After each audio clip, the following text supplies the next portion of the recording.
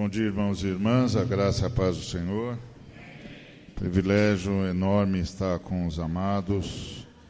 Eu gostaria de ler com os irmãos e irmãs dois textos da palavra do Senhor.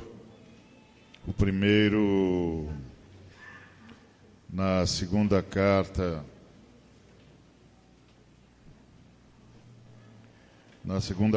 de Paulo aos Coríntios, no capítulo de número 5, e o versículo de número 17. Eu gostaria também de trazer aos irmãos e irmãs, como disse de manhã, a saudação da Igreja Batista em Água Branca, que é a igreja onde sou um dos pastores. Sempre um privilégio estar em comunhão com outros irmãos que estão conosco na mesma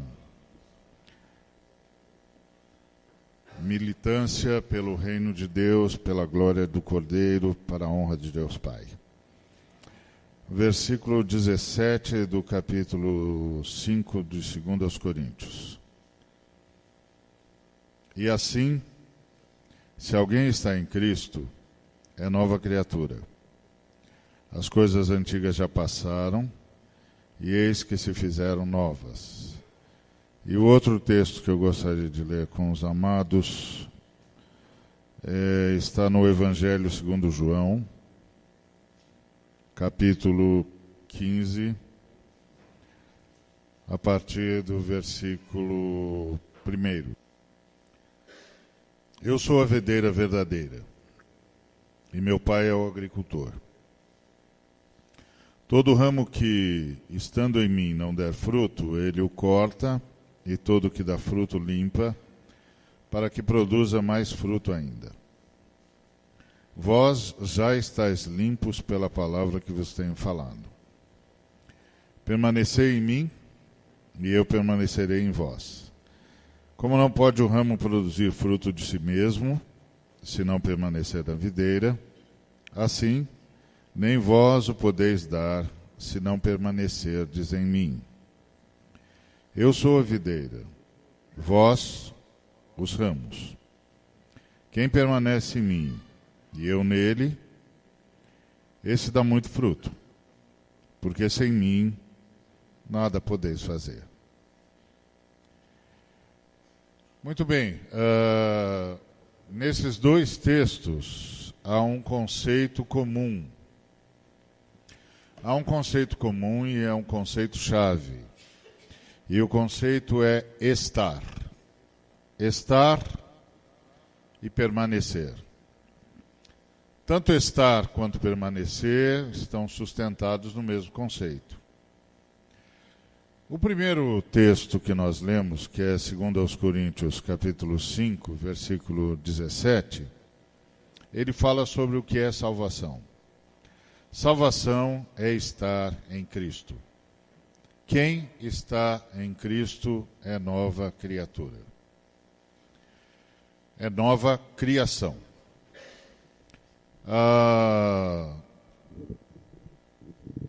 A ideia cristã de ser é estar. Porque para nós cristãos só Deus pode conjugar o verbo ser. Só Deus pode dizer eu sou. Porque só Deus, só a Trindade sustenta a sua própria existência. Nenhum de nós sustenta a nossa própria existência.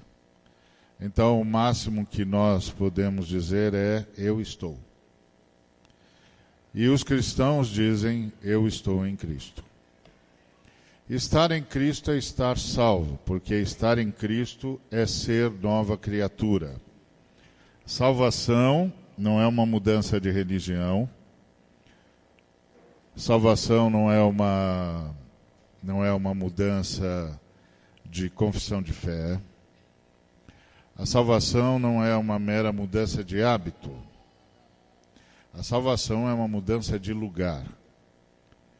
A gente estava sob o império das trevas e agora nós estamos em Cristo. Então, salvação é uma mudança de lugar, e nessa mudança de lugar nós somos recriados. Cada um de nós que está em Cristo é uma nova criação. Fomos recriados, agora no Espírito e mais tarde na ressurreição do corpo. Então isso aqui é ser salvo. Ser salvo é se tornar uma nova criação. A história da redenção, que é a história que a Trindade administra, ela está dividida em duas fases, ou em dois períodos. O primeiro período, nós a chamamos de o período sob a sombra da cruz. E o segundo período, nós o chamamos de o período sob a luz da ressurreição. No primeiro período, você tem a criação de um planeta provisório, porque nesse planeta tem vida e tem morte, tem luz e trevas, tem bem e mal, tem ódio e amor. É um planeta provisório. O planeta definitivo, que a Bíblia chama de novo céu e nova terra, só tem luz, só tem paz, só tem bem, só tem vida. Não tem mais paradoxo. O primeiro planeta, que é onde nós ainda estamos, antes que seja recriado como nós, é um planeta sob a sombra da cruz.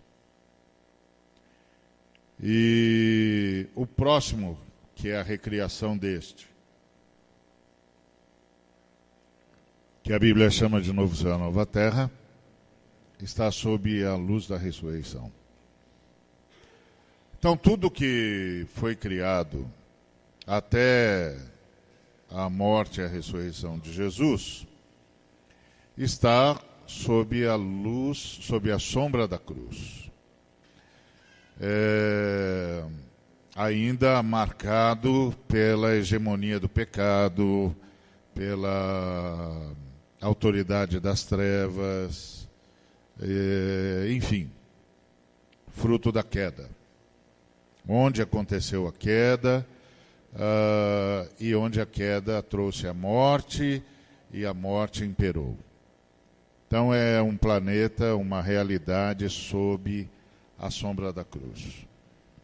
Mas quando o Senhor Jesus veio, morreu e ressuscitou, o Senhor Jesus inaugurou a nova fase da história da redenção. E a nova fase da história da redenção é a história sob a luz da ressurreição.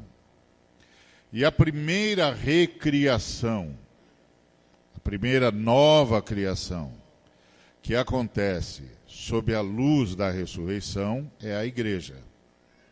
Porque a igreja é composta pelas pessoas que estão em Cristo. E que por estarem em Cristo são novas criações, novas criaturas, onde as coisas velhas já passaram e tudo se fez novo. Não são mais escravos do diabo, não estão mais no inferno, estão nas regiões celestiais em Cristo Jesus.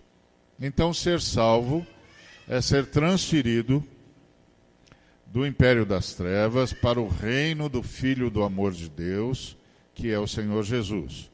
E nesse movimento nós somos tornados novas criaturas. As coisas velhas passaram e tudo se fez novo. Então, o que é ser salvo? Ser salvo é estar em Cristo Jesus.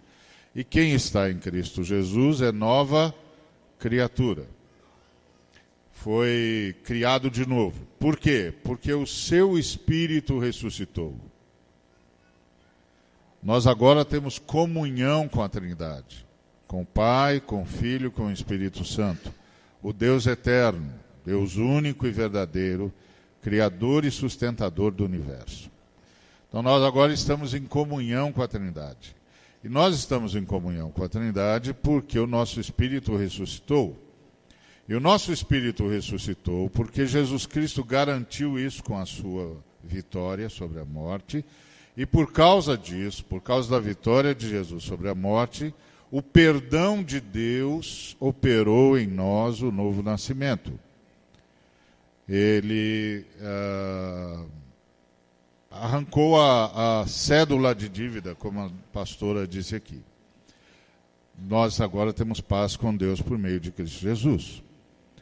Então, agora somos novas criaturas, nosso espírito ressuscitou e o Espírito Santo veio morar em nós. Certo? Nós agora somos a igreja, é o templo de Deus. Cada irmão é uma parte desse templo de Deus, essa casa viva. Porque um Deus vivo tem de morar numa casa viva. Então agora Deus vive no seu povo. O templo de Deus é esse povo que nasceu de novo. Esse povo que foi recriado, que teve o Espírito ressurreto e em quem o Espírito Santo habita. E a habitação do Espírito Santo transborda em dons e fruto. Muito bem. Então isso é ser salvo. É um milagre.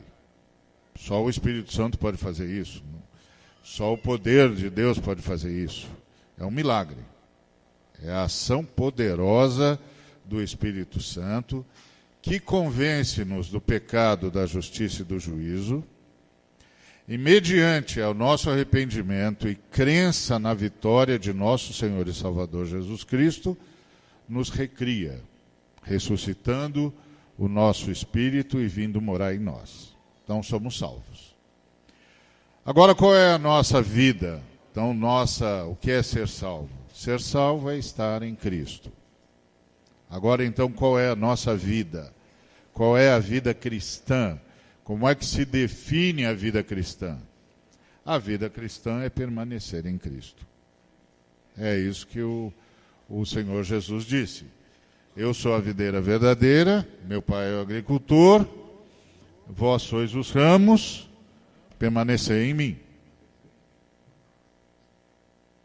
Ponto.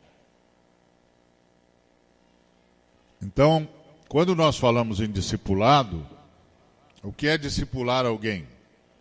Discipular alguém é ensiná-lo, ajudá-lo, instruí-lo, para que ele saiba como permanecer onde ele está, onde ele foi colocado pelo poder do Espírito Santo, graças à morte e à ressurreição de nosso Senhor e Salvador Jesus Cristo.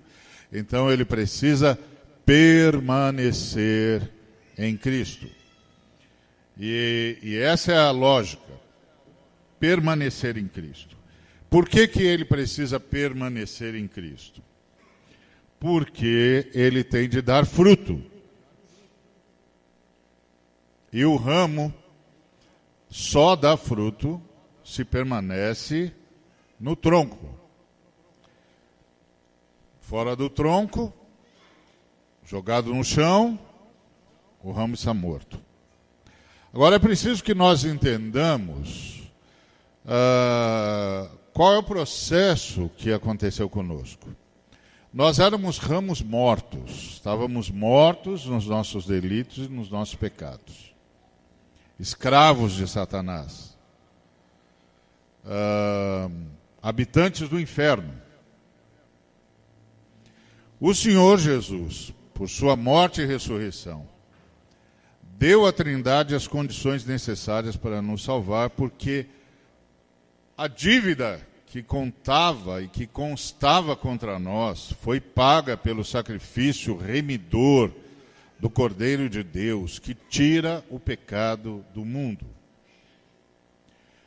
Uma vez paga a nossa dívida e convencido o nosso ser do nosso pecado, que nos levou por obra do Espírito Santo ao arrependimento, nós fomos então transportados pelo Pai do império das trevas para o reino de Jesus, o Filho amado de Deus. Muito bem, esse transporte que nós vimos é uma recriação. fomos recriados. Por que fomos recriados se fomos enxertados? Éramos ramos mortos e fomos enxertados na videira verdadeira. Porque nós fomos enxertados contra a natureza. O que é ser enxertado contra a natureza? Vamos supor que você tenha um tronco vivo de manga coquinho, por exemplo. E aí você tem um ramo de manga rosa. Está lá solto, está morto. Não tem conexão com o tronco, não tem vida em si mesmo. Tá certo? A vida não corre no tronco, porque o tronco está desligado. Não corre no ramo, porque o ramo está desligado do tronco. Só que o tronco é de manga coquinho.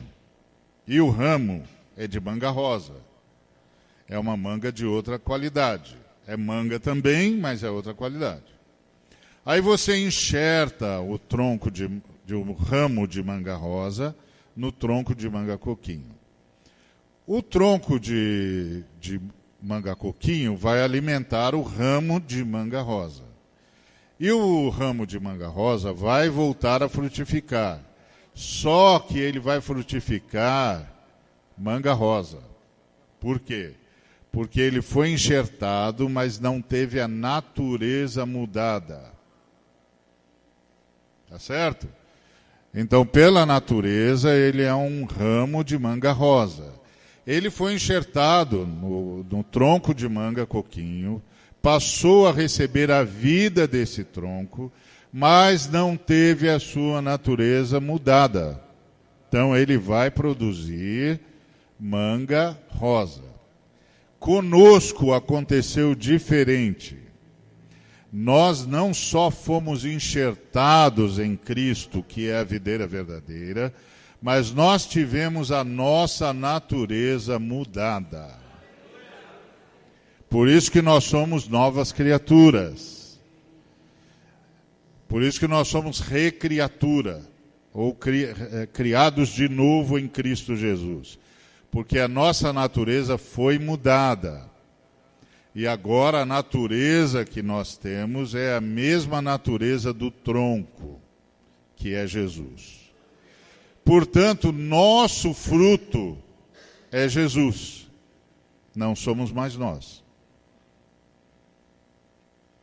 O Ariovaldo não frutifica mais Ariovaldo, porque a natureza do Ariovaldo foi mudada quando o Ariovaldo foi enxertado na videira verdadeira, que é Jesus. Então, qual é o fruto que se espera do Ariovaldo? Jesus. Então, o que é que nós somos? Nós somos pessoas que estão em Cristo, por isso somos salvos, somos nova criatura. E por que somos nova criatura? Porque a nossa natureza foi mudada. A nossa natureza foi mudada pela ressurreição do nosso espírito e pela habitação do Espírito Santo em nós. E por que a nossa natureza foi mudada?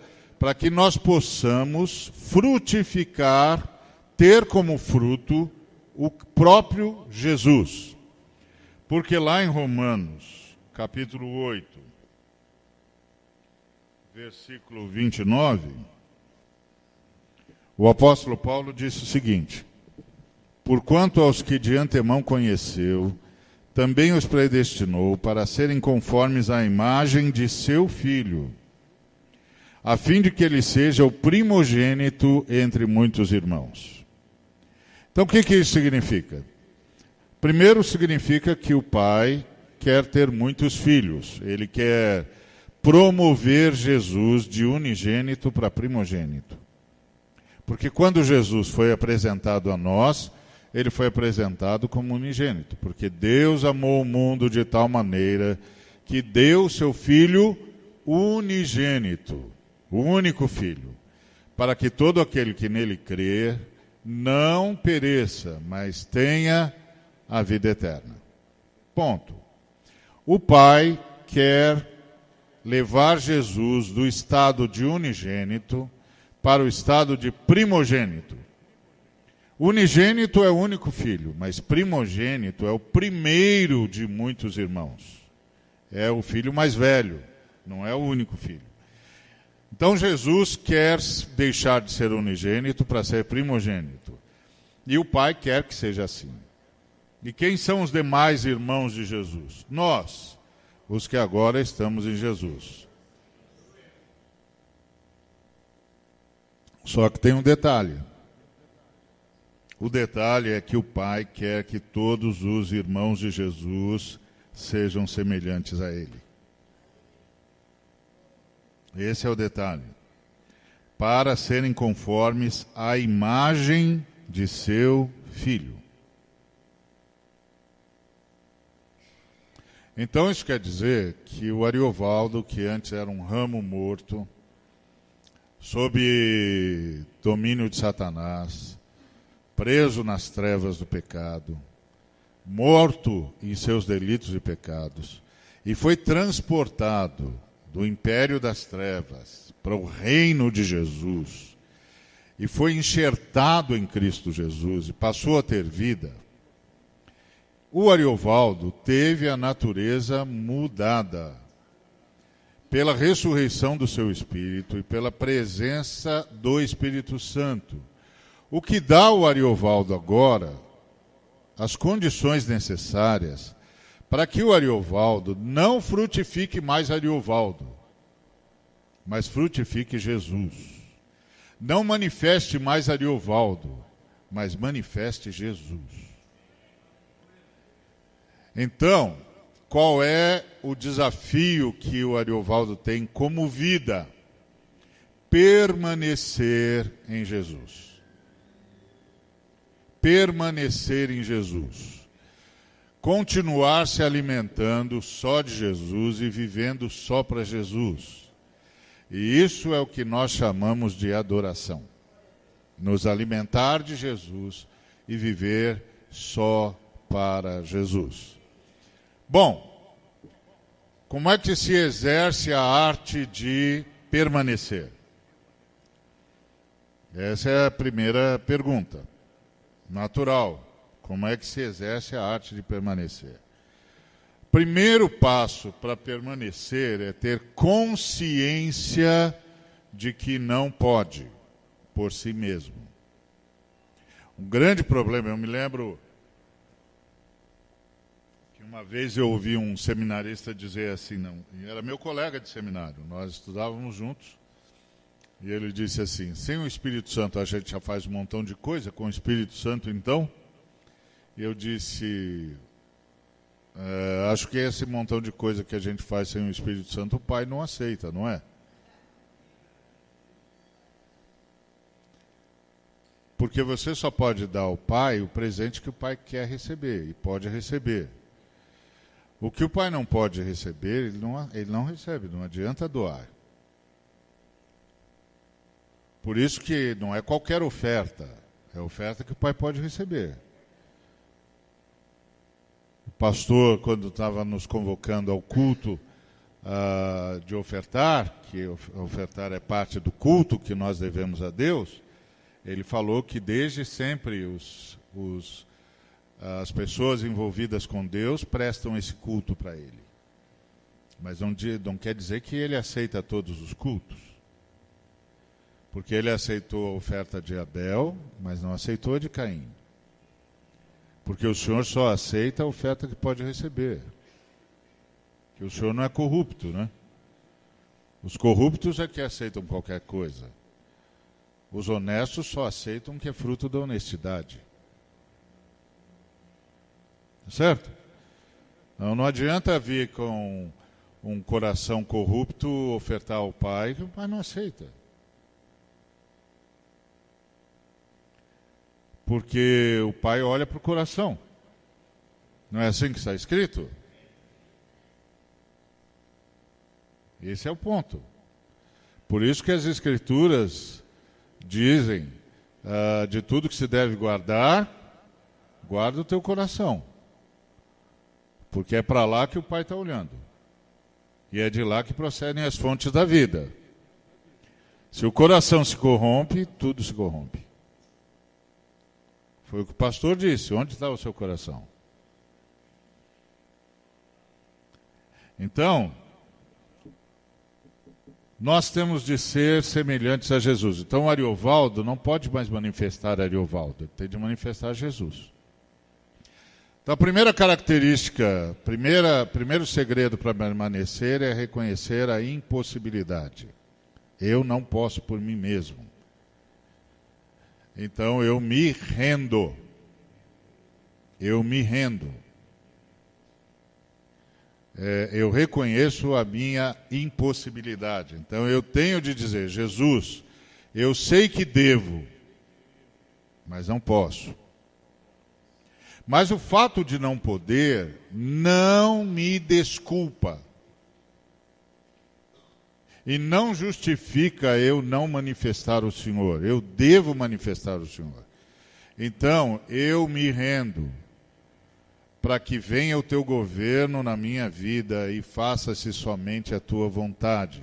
Que eu viva única e exclusivamente para fazer a tua vontade.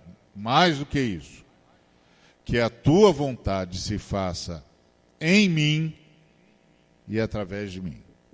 Então, o primeiro passo para permanecer é rendição. Rendição. Eu não posso, só o Senhor pode. A fé cristã é subir uma escada rolante. Não é você que sobe a escada, é a escada que sobe você. Aí, geralmente, a pessoa pergunta, mas qual é a minha parte? A sua parte é ficar na escada. O Espírito Santo colocou a gente na escada. A gente fica na escada. Como é que a gente fica na escada? Permanecendo em Cristo Jesus. Primeiro, reconhecendo que toda a nossa salvação não tem a ver com os nossos méritos. O Senhor não vai salvar o Ariovaldo, porque o Ariovaldo é pregador. O Senhor vai salvar o Ariovaldo, porque o Ariovaldo está em Cristo, em estado de humilhação, em estado de rendição, em estado de dependência. O Ariovaldo reconhece que se Cristo não tivesse dado a sua vida e não tivesse vencido a morte, o Pai Eterno não poderia receber o Ariovaldo. Ponto. Não tem mérito nenhum no Ariovaldo. O mérito é todo de Jesus. Sem Jesus, não seria possível. Tá certo? É como o camarada que roubou o outro, depois foi lá, devolveu o dinheiro, porque teve uma crise de consciência, e aí foi explicar para o outro por que tinha pego o dinheiro. E aí a pessoa disse, não precisa me explicar, você devolveu o dinheiro, estou te perdoando, mas não precisa explicar, porque eu sei por que foi que você pegou o dinheiro. Aí a pessoa disse, você sabe? Sei. E por que eu peguei o dinheiro? Você pegou o dinheiro porque você é ladrão. Aí o camarada ficou assim, atônito, porque eles eram amigos há muito tempo, e ele disse, olha, eu sei que eu não posso me justificar, mas eu tenho uma história por detrás disso. Aí a pessoa que recebeu o dinheiro disse, olha, não se preocupe com isso, você já fez o que tinha de fazer. E você pegou, porque você é ladrão, e isso é simples assim. E o camarada disse, olha, eu sei que eu não posso dizer nada em meu favor, é óbvio. Diz assim, eu acho que você está pegando pesado. E aí o camarada disse, escuta, se Jesus de Nazaré estivesse no seu lugar e tivesse passado por seja lá o que for que você passou, ele teria pego o dinheiro? Aí o homem disse, não, pois é, ele não teria porque ele não é ladrão, você é. Aí ele disse, você está tentando me explicar, mas não resolveu o meu problema, embora você não tenha de resolver. Aí ele disse, presta atenção, na natureza de Jesus não havia um ladrão, mas na minha e na sua natureza Tem lugar para um ladrão, para um adúltero, para um corrupto, para um mentiroso, para um assassino.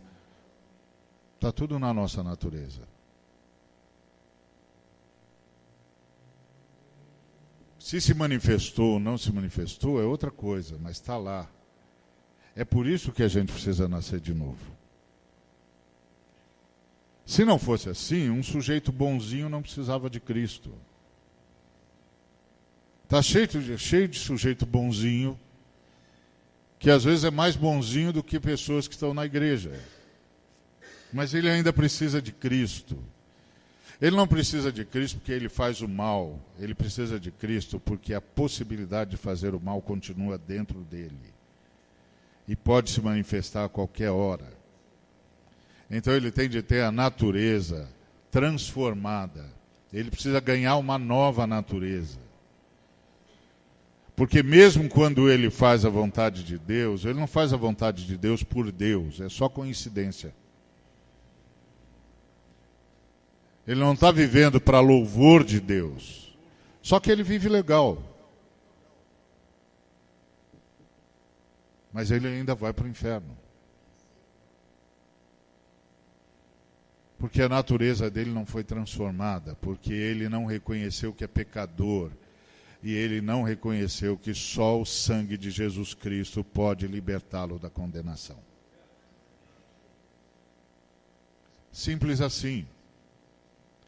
Então, isso é nascer de novo, é estar em Cristo. E estar em Cristo é ter sido recriado em Cristo Jesus.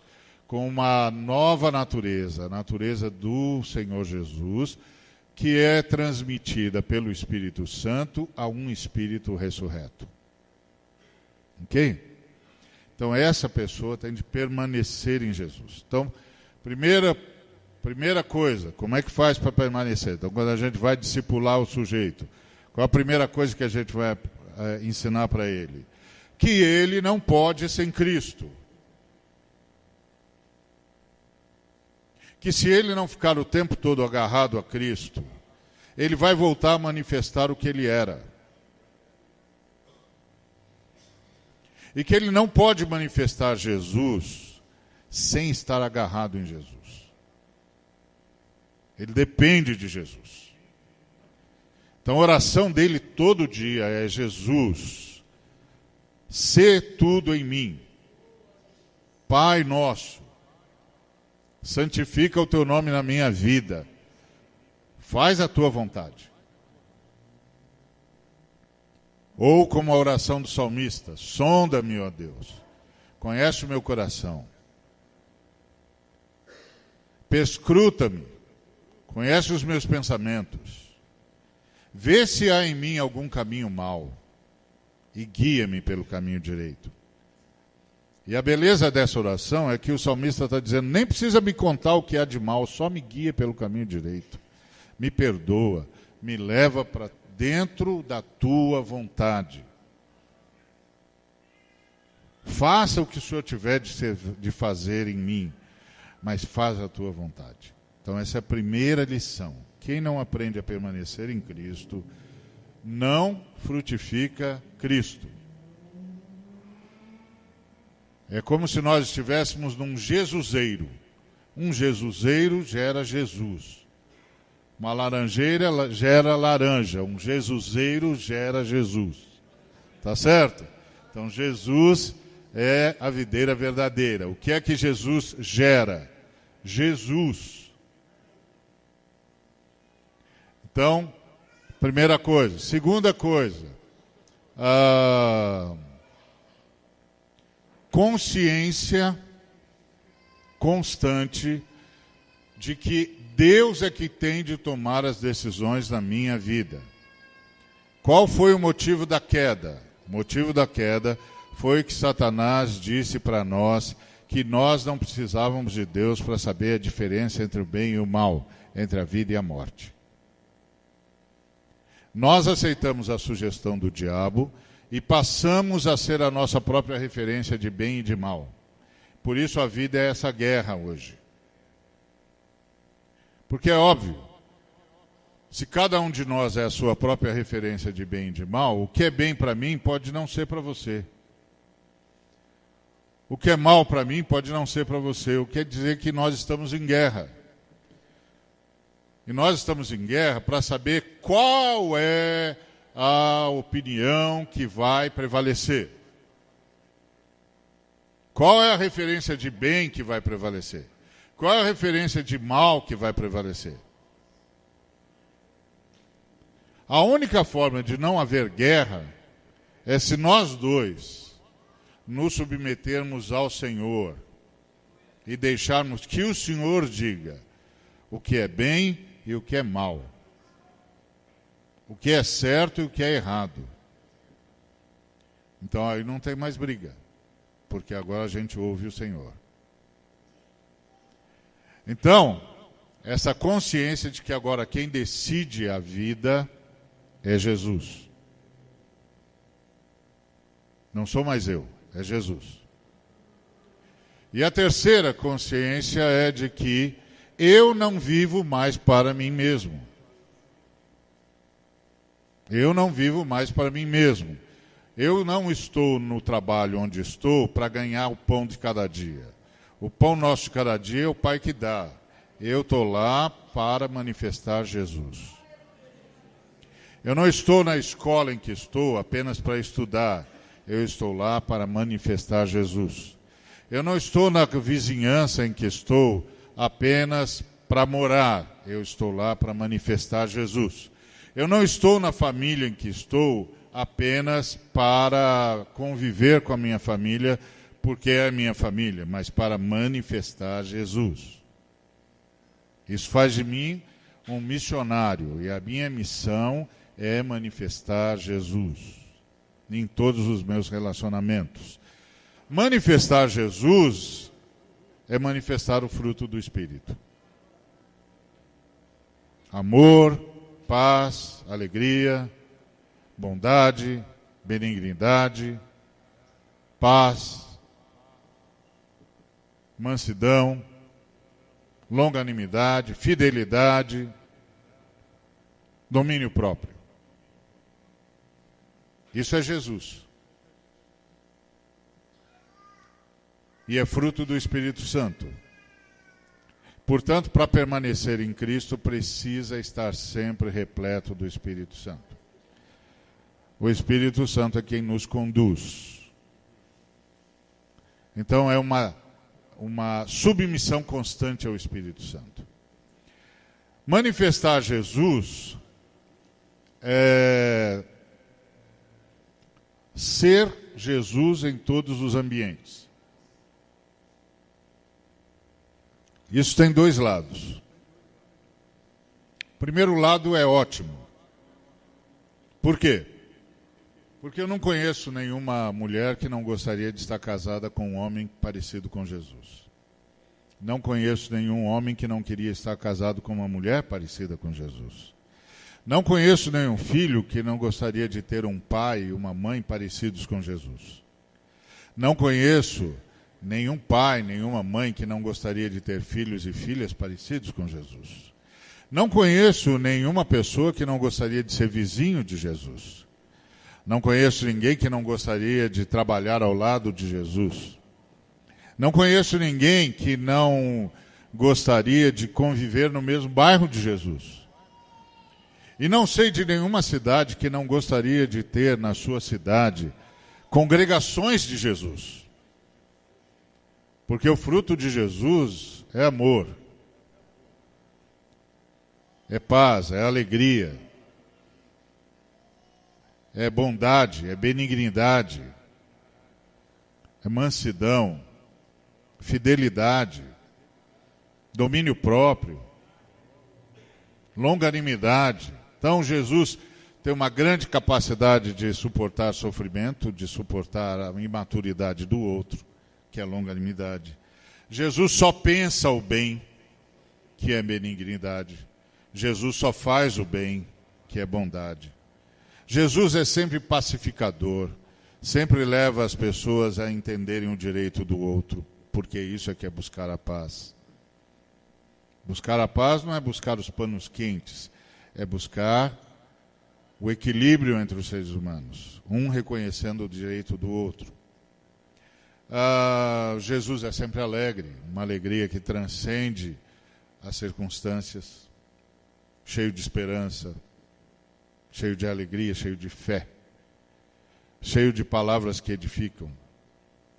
Jesus é sempre amoroso, atencioso, educado, porque amor não é um sentimento que a gente expressa quando está embevecido ou por nossas necessidades naturais ou por um momento qualquer.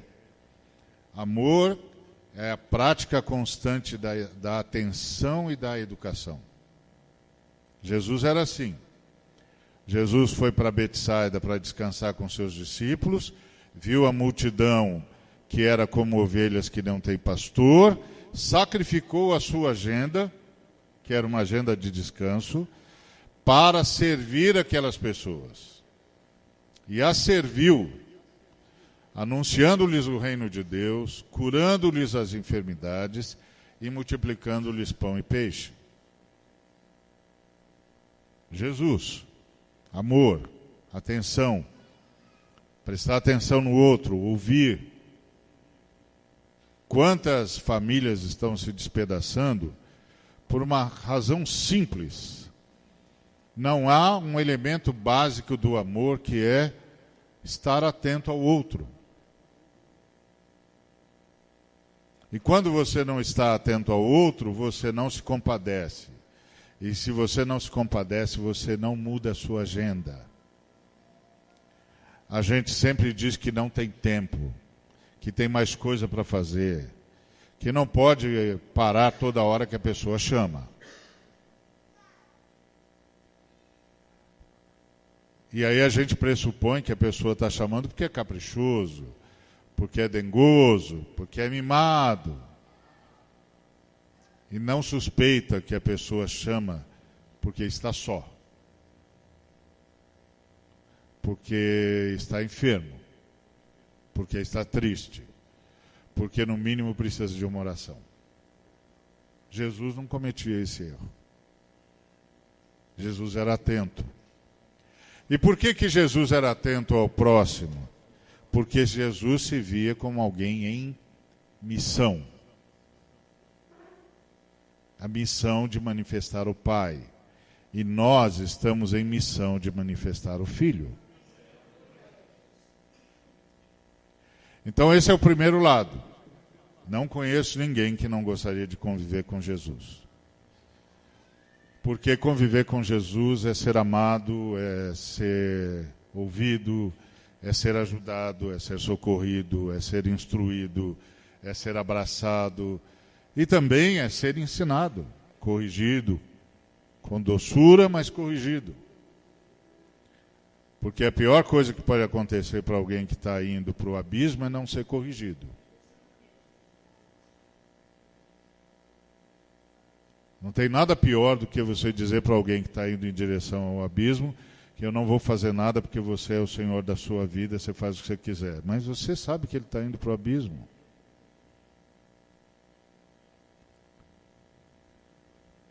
Você não vai pelo menos dizer para ele, escuta, no fim dessa estrada tem um abismo.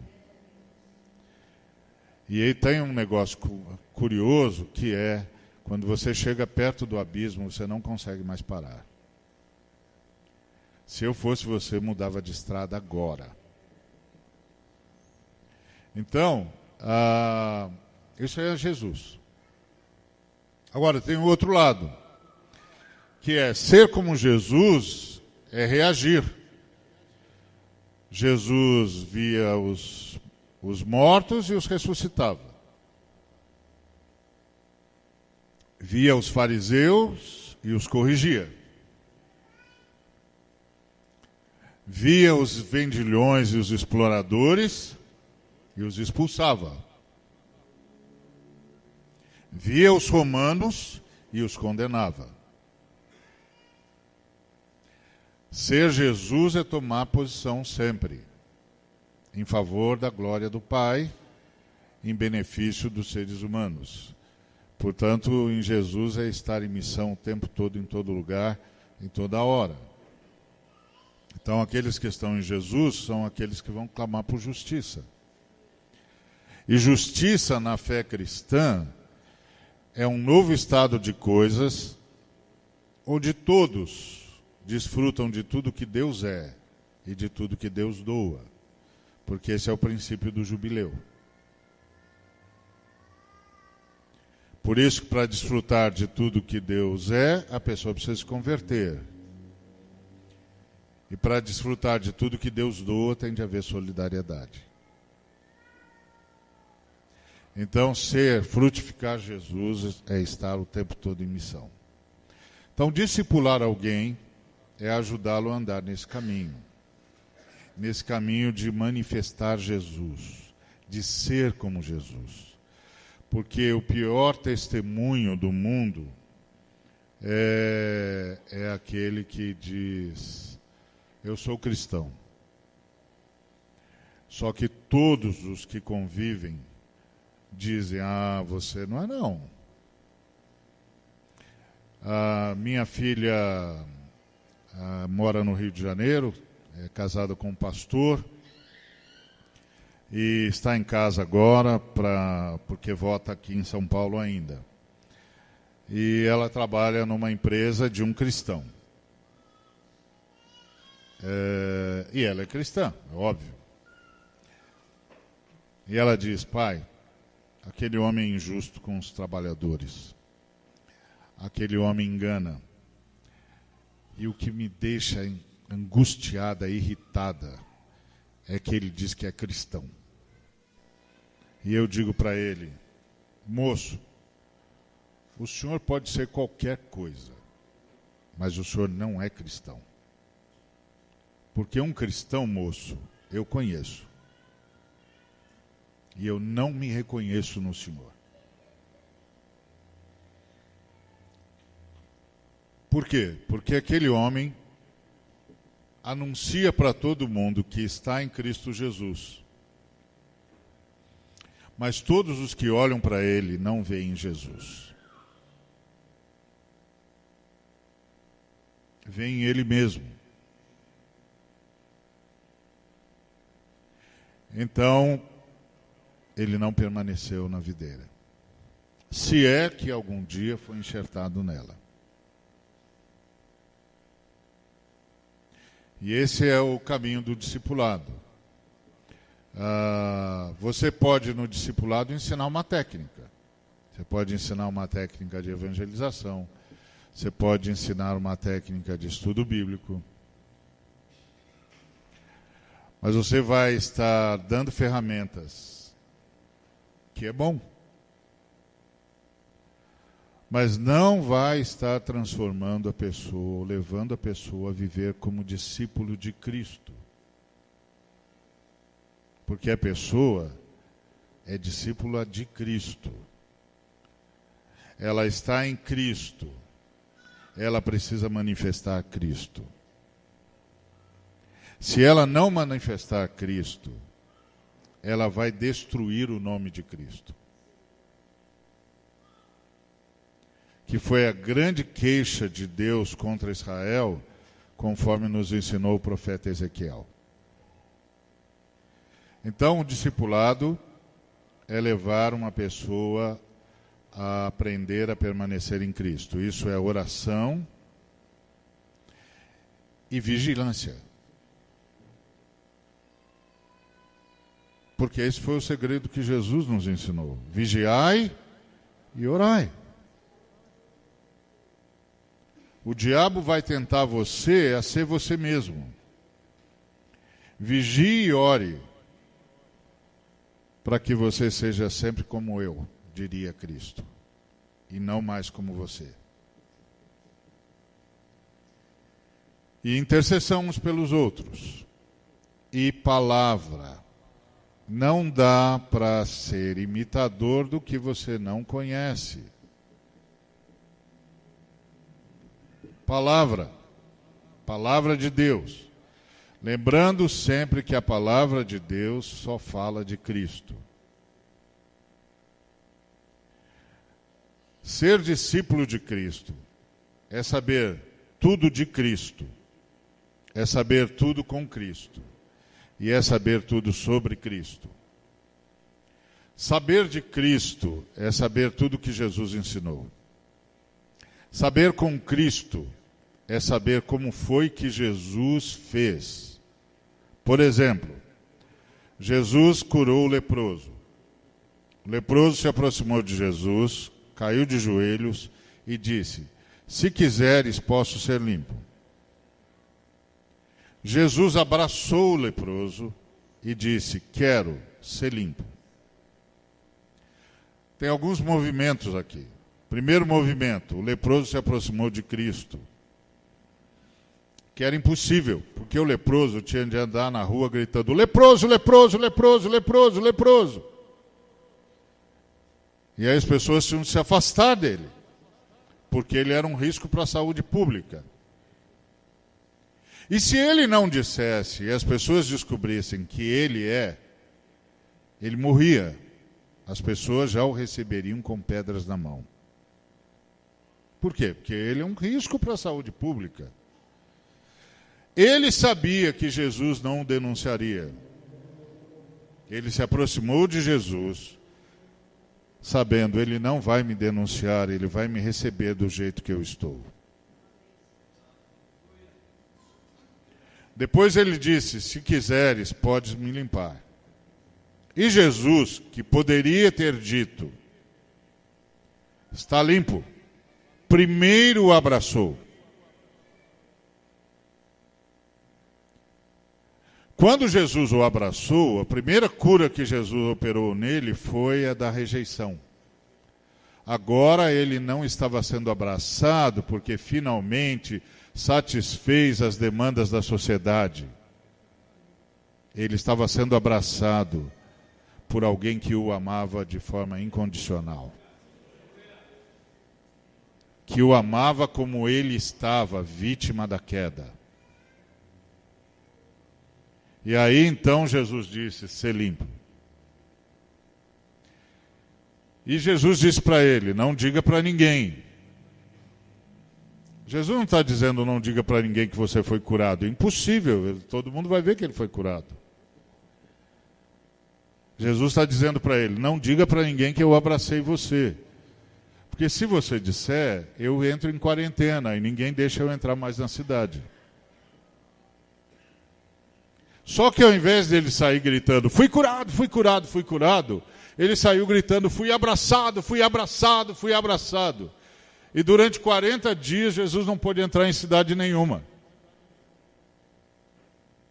Ou seja, a principal cura que aquele homem ganhou naquele dia não foi a limpeza da lepra, foi a limpeza do coração. O sentimento de que não era rejeitado, de que era amado. Então, quando a gente olha isso, o que a gente está fazendo?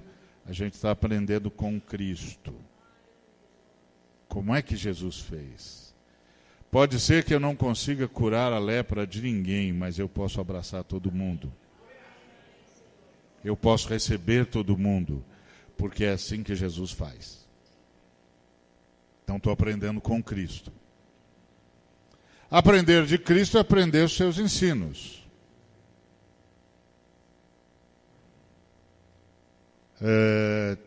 Nós os conhecemos. Faça o outro que você gostaria que fosse feito a você e tantos outros ensinos. E aprender sobre Cristo é aprender o que é que as Escrituras do Antigo Testamento ensinaram sobre Ele.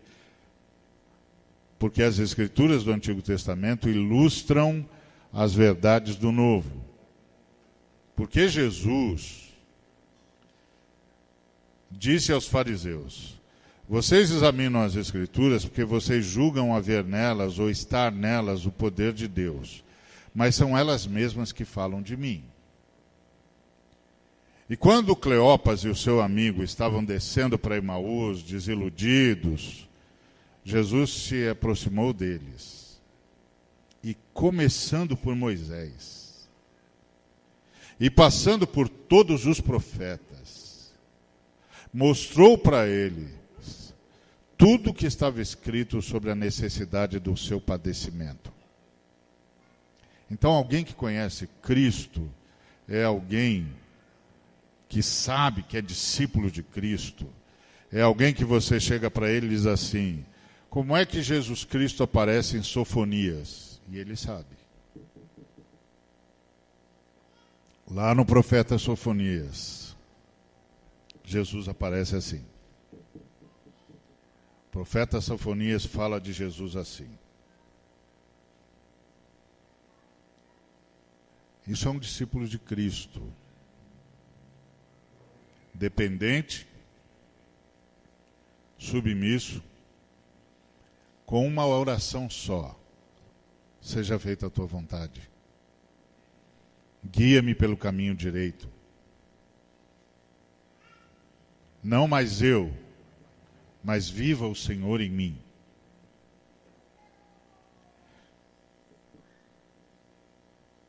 Alguém em quem se vê o fruto do Espírito,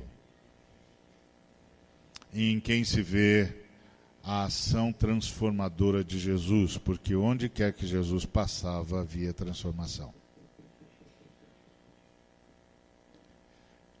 Para isso, para crescer em Cristo, para o Espírito Santo me levar mais perto de Cristo, eu tenho de conhecer Cristo.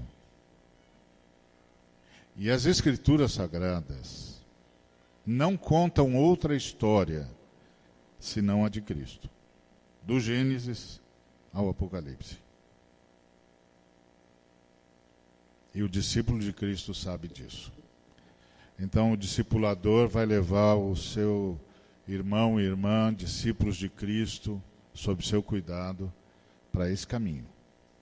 E vai saber que conseguiu quando todo mundo olhar para aquela pessoa e dizer: puxa, você se parece com Cristo. Que Deus nos abençoe.